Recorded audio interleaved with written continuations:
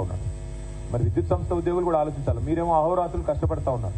రాష్ట్రంలో విద్యుత్ వ్యవస్థను కేసీఆర్ గారు 7,700 మెగావాట్ల నుంచి జగదీష్ రెడ్డి గారి ఆనాడు మంత్రిగా ఉన్నప్పుడు 7,700 మెగావాట్ల నుండి ఇవాళ దాదాపు కొత్తగా దామెరచెర్లలో యాదాద్రి ఏదైతే ఇప్పుడు కమిషన్ అయిందో 1,600 మెగావాట్లు, దాంతో కలుపుకుంటే దాదాపు 20,000 మెగావాట్లు దాటిపోయినట్టు, దాదాపు 20,000 మెగావాట్లకు చేరుకున్నది. అంటే విద్యుత్ సంస్థ ఉద్యోగుల కష్టం జెన్కో కానీ, ట్రాన్స్కో కానీ, డిస్కామ్లు కానీ అద్భుతంగా ఉంది కాబట్టే అక్కడి నుంచి ఇక్కడ దాకా వచ్చాం.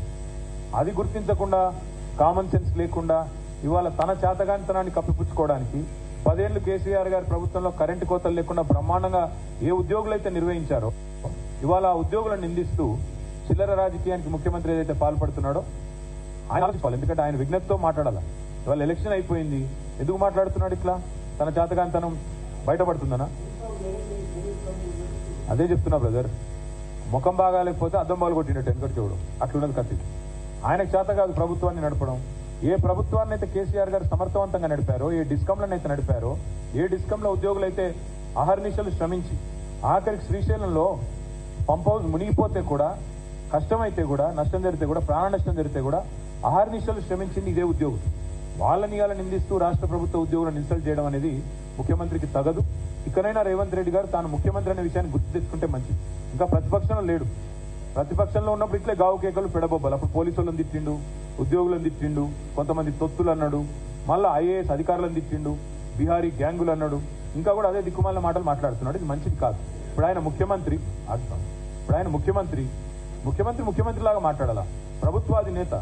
ప్రభుత్వాధినేత తన కింద పనిచేసే వాళ్ళు తానే నమ్మకపోతే, తన పరిధిలో పనిచేసే ప్రభుత్వ ఉద్యోగులను తానే నమ్మకపోతే, ప్రభుత్వ ఉద్యోగులను తాను గుర్తించకపోతే దారుణం. నిన్న నారాయణ ఖేడ్లో నేను చూస్తూ ఉంటుంది. నిన్న నారాయణ ఖేడ్లో టీచర్ల మీద లాఠీ చార్జ్ చేస్తారండి.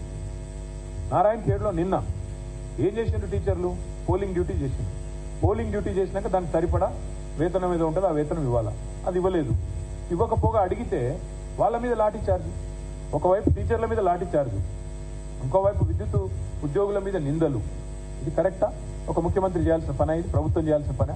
ప్రభుత్వం తన దగ్గర పనిచేసే ఉద్యోగులను సమర్థవంతంగా వారి దగ్గర పని తీసుకోవాలి, ప్రజలకు సేవ చేయాలి. ఆ పని చేయకుండా ప్రతిపక్షాలను నిందిస్తే ఏమొస్తుంది ఆయనకి?